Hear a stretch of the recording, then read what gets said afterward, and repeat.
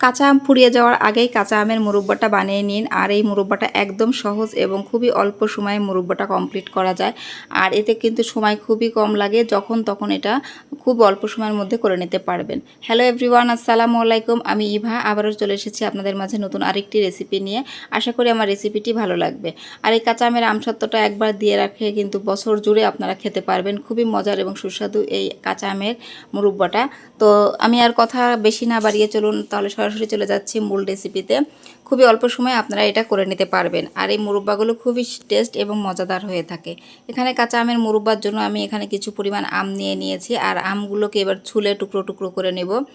এই কাঁচা আমের মুরব্বা তৈরির জন্য একদম কচি আম নেওয়ার চেয়ে একটু যদি বড় হয় আমগুলো, তাহলে সেটা খুব ভালো হয়। আমটা একটু বড় হলে এই মুরব্বার টেস্টটা অনেকটাই ভালো আসে। তো এখানে আমি ছোট ছোট করে কেটে আমগুলো নিয়ে নিচ্ছি, এগুলোকে সিদ্ধ করে নেব।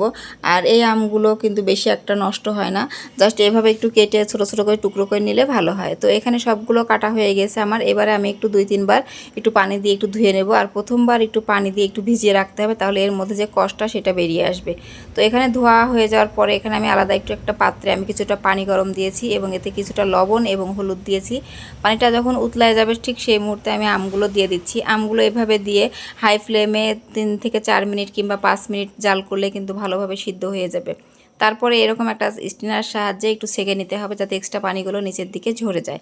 এবারে হাত দিয়ে একটু হালকা একটু ম্যাশ করে নিয়ে চালনাতে চেলে নিলেই কিন্তু আমের পিউরিটা আমার বের হয়ে আসবে। তো এখানে দেখুন আমার অনেকটা পরিমাণ আমের পিউরি বের হয়ে গেছে। এবারে চলে যাচ্ছি সরাসরি ফ্রাই প্যানে। এখানে আমি কিন্তু চুলার জালটা বন্ধ করে এখানে আমের পিউরিটা দিয়ে দিয়েছি এবং সমপরিমাণ এখানে চিনি দিয়ে দিয়েছি। আর এখানে সামান্য একটু লবণ দিয়েছি, একটু এই যে গ্রিন ফুড কালারটা দিয়েছি। যেহেতু কাঁচা আমের মুরব্বা বানাবো, সেহেতু একটু যদি কাঁচা আমের মতো কালারটা হয় তাহলে দেখতে কিন্তু ভালো লাগে। এখানে আমি সামান্য একটু ফুড কালার অ্যাড করে দিচ্ছি। এটা টোটালি অপশনাল, যদি কেউ এটা না দিতে চান তাহলে না দিতেও পারেন। আর এখানে দিয়ে দিচ্ছি চিলি ফ্লেক্স। চিলি ফ্লেক্সটা দিলে এই আমের মুরব্বাটার অনেক টেস্ট হয়। তো এবারে সব কিছু দেওয়া হয়ে গেলে একটু নাড়াচাড়া করে দিচ্ছি, ভালোভাবে একটু মিশিয়ে নিচ্ছি আর কি। আর এই ভালোভাবে মেশানোর পর তারপরে কিন্তু চুলার জালটা আমি অন করে দেব। আর এখানে সমপরিমাণ চিনি দিলে কিন্তু খুব রোদে না দিয়েই কিন্তু এই আমের মোরব্বাটা একদম জমে যাবে। আর যদি চিনির পরিমাণ কম হয় তাহলে কিন্তু এই আমের মোরব্বাটা ভালোভাবে সেট হবে না, এমনকি জমবে না। তখন কিন্তু আপনাকে রোদে শুকাতে হবে। আর রোদে না শুকিয়ে যদি আমের মোরব্বা খেতে চান তাহলে অবশ্যই সমপরিমাণ চিনি অ্যাড করতে হবে। এবার চুলার জালটা অন করে অনবরত নাড়াচাড়া করে দিতে হবে এবং এই নাড়াচাড়া করতে করতে যখন দেখবেন একটু শুকায় আসছে, আঠালো টাইপের হয়ে গেছে, তখন চুলার জালটা বন্ধ করে নিতে হবে। আর এখানে কিন্তু আমের মুরব্বাটা একদম পারফেক্টভাবে জাল করা হয়ে গেছে। এবারে স্টিলের একটি প্লেটে আমি কিছুটা তেল ব্রাশ করে নিব। তো স্টিলের তেল, এখানে কিন্তু আপনারা ঘিটাও অ্যাড করতে পারেন। তো সরিষার তেলটা দিলে ভালো হয়। তো এখানে আমি ভালোভাবে সব জায়গায় একটু লাগিয়ে নিচ্ছি। লাগিয়ে নেওয়ার পরে এই আমের পিউরিটা এবার আমি দিয়ে দেবো। আর সবগুলো এবার দেওয়া হয়ে গেলে আস্তে আস্তে যেই চামচের সাহায্যে একটু ভালোভাবে সমান করে দিতে হবে, যাতে সব জায়গায় একটু সমান হয়ে থাকে।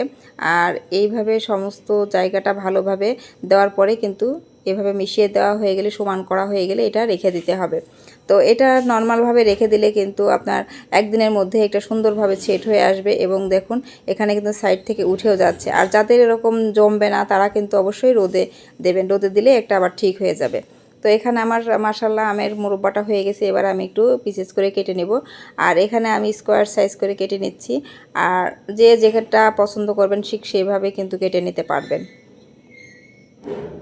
এই মুরব্বাটা কিন্তু আপনারা 1 বছর সংরক্ষণ করেও খেতে পারবেন। আর এই মুরব্বার মধ্যে কিন্তু ঝাল, মিষ্টি, টক এই 3টা ফ্লেভারই পাবেন। তো দেখুন কতটা সুন্দর এবং অনেকটা মোটা হয়েছে, যার কারণে কিন্তু এটা খেতেও খুব টেস্ট হয়েছে। আর এর মধ্যে চিলি ফ্লেক্সটা দেওয়ার কারণে বেশি টেস্ট হয়।